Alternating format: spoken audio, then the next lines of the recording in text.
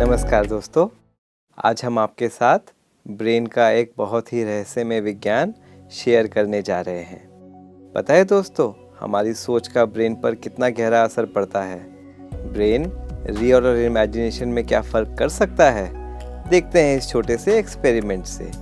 Neuroscientist ने क्या किया, एक बंदर को लिया और उसको एक केला खाने के लिए दिया।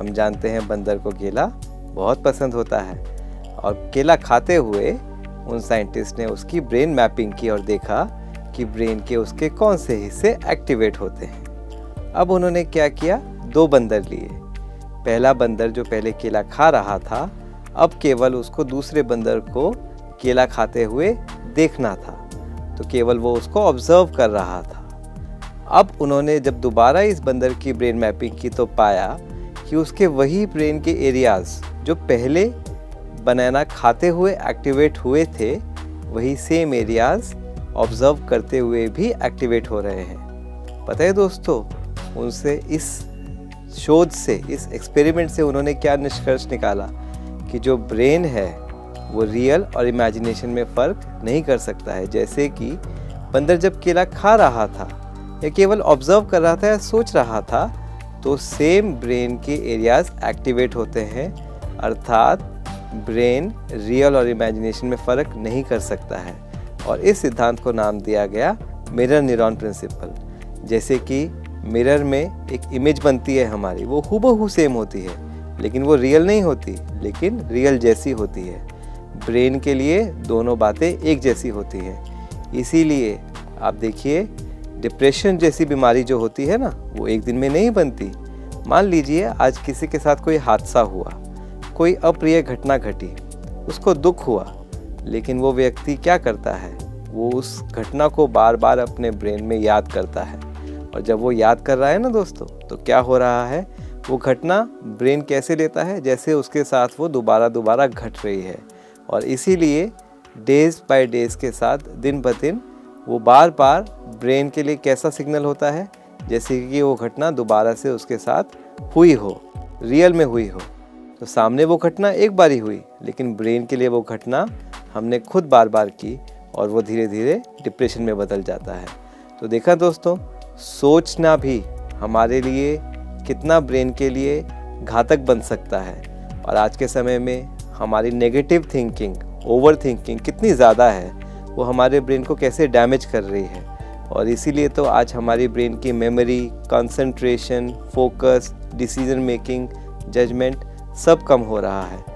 तो दोस्तों, देखा आपने कैसे एक सोच हमें डिप्रेशन में डाल सकती है। वही सोच अगर पॉजिटिव हो जाए, अगर हम ईश्वर के बारे में सोचें, बार बार सोचें, तो क्या उसकी जो क्वालिटीज़ हैं वो हमारे अंदर नहीं आएगी। जैसे एक हादसे से दुख के संकल्प, दुख के थॉट्स हमारे डिप्रेशन का कारण बनते हैं, क्या भगवान की याद से जब हम प्यार के बारे में, सुख के बारे में, शांति के बारे में बार बार थॉट्स क्रिएट करेंगे, क्या उससे हमारे अंदर प्रेम के, शांति के, सुख के वाइब्रेशंस, सुख के इमोशंस नहीं बनेंगे। और यही तो मेडिटेशन है।